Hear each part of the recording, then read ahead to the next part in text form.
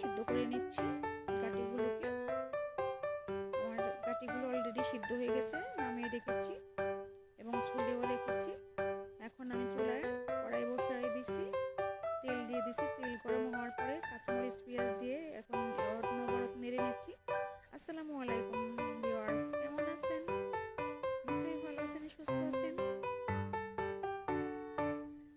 এখন আমি রসুন দিয়ে দিচ্ছি, বেশি করে রসুন কুচি দিয়ে দিলাম এই ভর্তাটা, যাতে গলায় না ধরে সমস্যা না আগে। আপুরা কেমন আছেন সবাই? নিশ্চয়ই ভালো আছেন।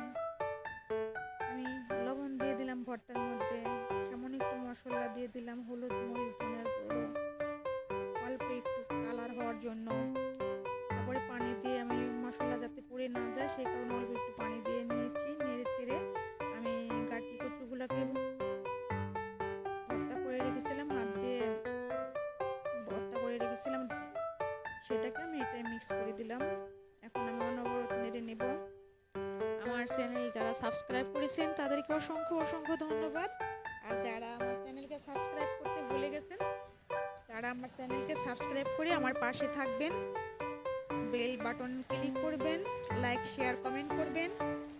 আমার ভিডিও কেমন লাগলো, ভালো লাগলে লাইক করবেন, সাবস্ক্রাইব করে আমার পাশে থাকবেন। আমার ভর্তাটা অনেক টেস্টি হয়েছিল। যারা এই ভর্তাটা করে খান তারা তো জানেনই যে গাটি কচুর ভর্তাটা অনেক মজা হয়। আমি এটাকে অনেকবার বানিয়ে খেয়েছি, আবারও করলাম একটা ভিডিও। একটু আমি লেবু দেব, একটু লেবু কেটে লেবু রস দিয়ে দিব। বাইরে প্রচণ্ড রকমের বৃষ্টি হচ্ছে, নিশ্চয়ই আপনারা শুনতে পাচ্ছেন। আমি একটু লেবু রস দিয়ে দিলাম, দেখতে পাচ্ছেন। অনবরত আমি নেড়ে নিচ্ছি। আমার ভর্তাটা কিন্তু হয়ে গেছে। একটু বেশি ভাজা ভাজা করলে টেস্টটা বেশি বাড়ে। কিন্তু আরেকটা জিনিস দেবো, সেই গোপন রেসিপিটার শেষ বলছিলাম না, আমি লাস্ট পর্যন্ত থাকতে একটা জিনিস দেব। একটা ডিম অ্যাড করলাম। এই ডিমটা দেওয়ার কারণে ভর্তাটার মজা আরও বেড়ে যাবে।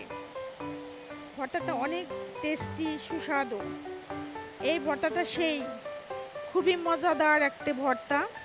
আপনারা একটু বানিয়ে খেয়ে দেখবেন, আলহামদুলিল্লাহ আপনারাও প্রশংসা করবেন।